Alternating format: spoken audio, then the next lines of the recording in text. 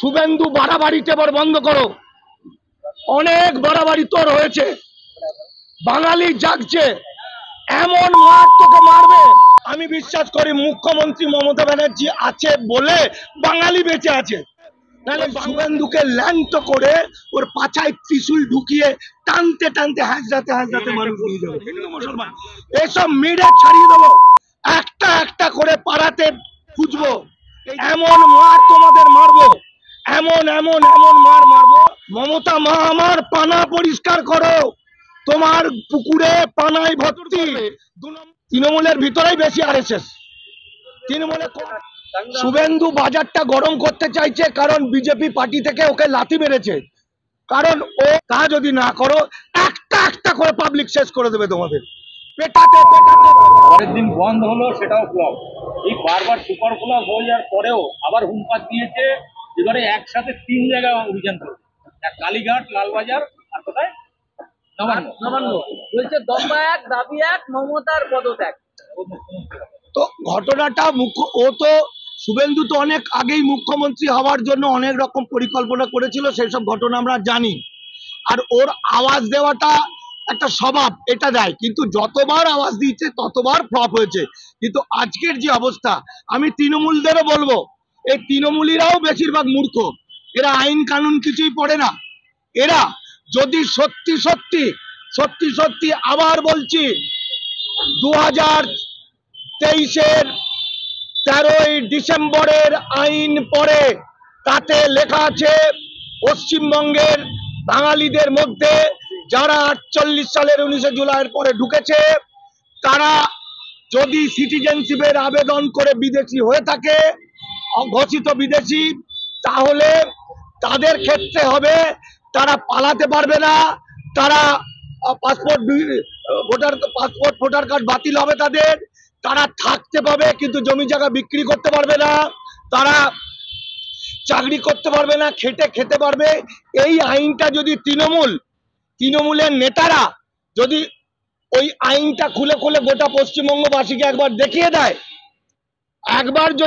দেয়, এই তৃণমূলের মূর্খ প্রচুর, শুধু মূর্খই নয়, এদের মধ্যে আবার যারা যে সমস্ত শয়তান উদ্বাস্তু আছে, যাদেরকে বাঁচানোর জন্য লড়াই করছি, সেই তারা আবার তৃণমূলে ঢুকেছে, তারা আবার বিজেপির লোক।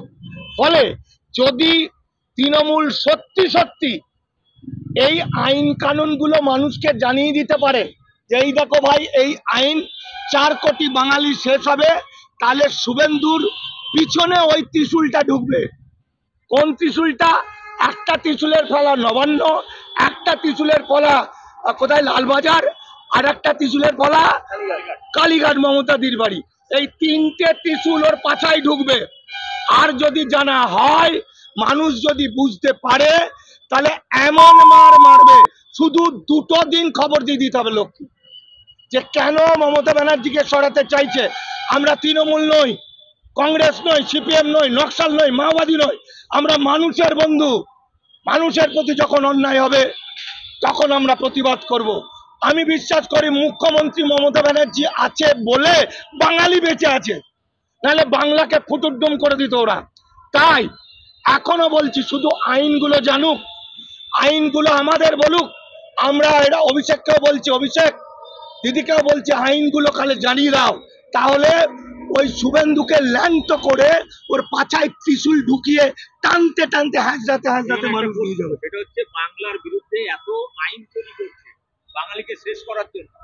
এটা বিজেপির ভেতরে যারা আছে তারা কেন বুঝতে পারছে না? দেখুন, বিজেপির ভিতরে আমি একটি হরিদাস পাল, যে হরিদাস পালের প্রিয় বন্ধু বান্ধবরা বিজেপির, কেউ রাজ্য কমিটিতে, কেউ এমএলএ, কেউ এমপি, অত্যন্ত প্রিয়, সকাল সন্ধ্যে কাজ হয়, কথা বলে। তো আমার মোবাইল যদি কেউ ঘেঁটে দেখেন, তাহলে দেখবেন তারা ফোন করে করে ওই কথাগুলো আলোচনা করে যে বাঙালিকে বাঁচানো গেল না। কিন্তু তারা বেরোতে পারছে না কেন? না, তারা ব্যক্তি স্বার্থ থেকে বেরোতে পারছে না, আর তারা মরার ভয় পাচ্ছে, তাদেরকে মেরে দেবে।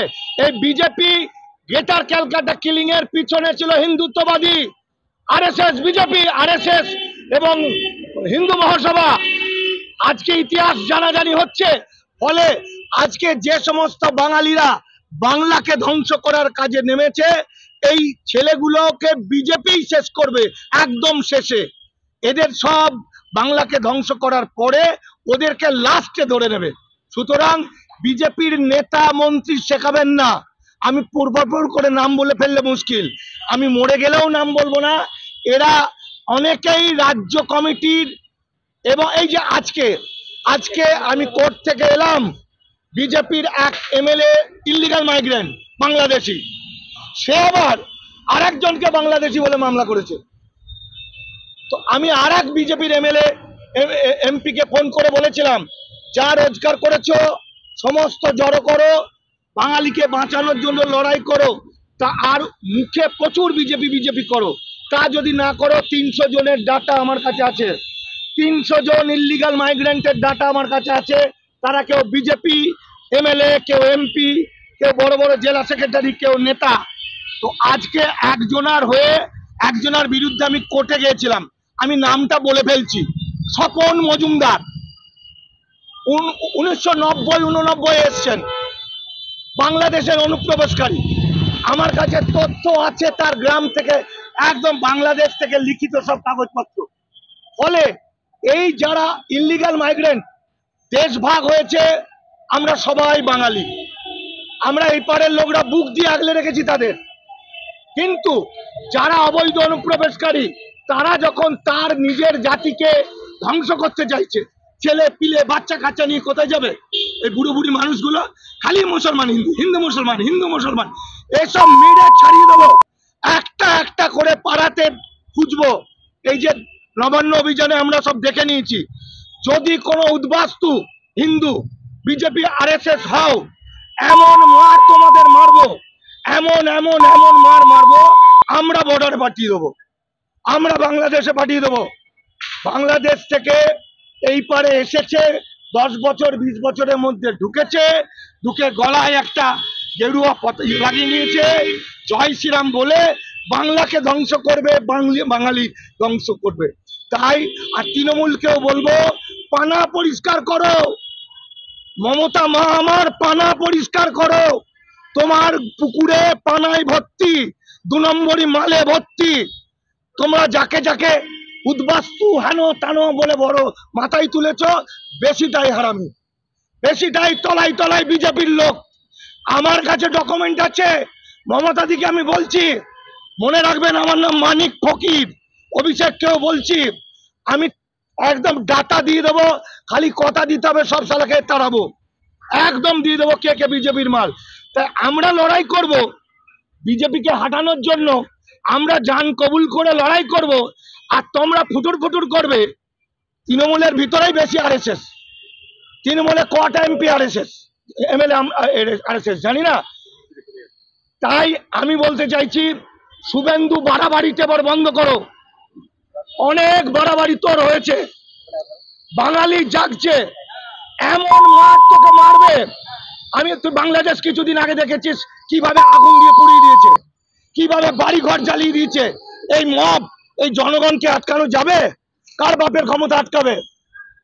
বাঙালি শুভেন্দু তো প্রতিদিন নতুন নতুন কথা বলছে, কখনো বলছে গুলি চলবে, কখনো বলছে দাঙ্গা। শুভেন্দু বাজারটা গরম করতে চাইছে, কারণ বিজেপি পার্টি থেকে ওকে লাথি মেরেছে, কারণ ওর আর কোনো মূল্য নেই, তাই বাজারটা গরম করছে। যতদিন বাজার গরম করে থাকা যায়। আমি শেষ কথা বলছি, শুভেন্দুকেও বলছি, সুকান্তকেও বলছি, অসীম সরকারকেও বলছি, শান্তনুকেও বলছি, অনেক বাড়াবাড়ি হয়েছে, অনেক ক্ষতি করেছে বাংলা এবং বাঙালি। যা কিছু আইন কানুন হয়েছে আমরা জানি, আমি জানি। তোমাদের মাথায় পাথরের মতো ঘষে দিলেও তোমাদের মাথায় ঢোকে না। আমি বারবার বোঝানোর চেষ্টা করেছি তোমাদের, এখন বুঝেছি তোমরা আইদার তোমাদের বিজেপি ভয় দেখিয়েছে, অথবা তোমরা 2 নম্বরই মাল। লাইনে চলে এসো, বাঙালি হয়ে যাও। একটা মানুষের পরিচয় যেমন হিন্দু মুসলমান হয় না বাঙালি, একটা মানুষের পরিচয় সিপিএম তৃণমূল কংগ্রেস বিজেপি হয় না, আমরা বাঙালি। তাই বাংলার সবচেয়ে বিপদের দিনে তোমরা পার্টিও করো, আলাদা করে বাঙালি এক হও। তা যদি না করো, একটা একটা করে পাবলিক শেষ করে দেবে তোমাদের, পেটাতে পেটাতে পেটাতে পেটাতে এমন মার মারবে তোমরা, মানে বাঁচার কোনো রাস্তা পাবে না।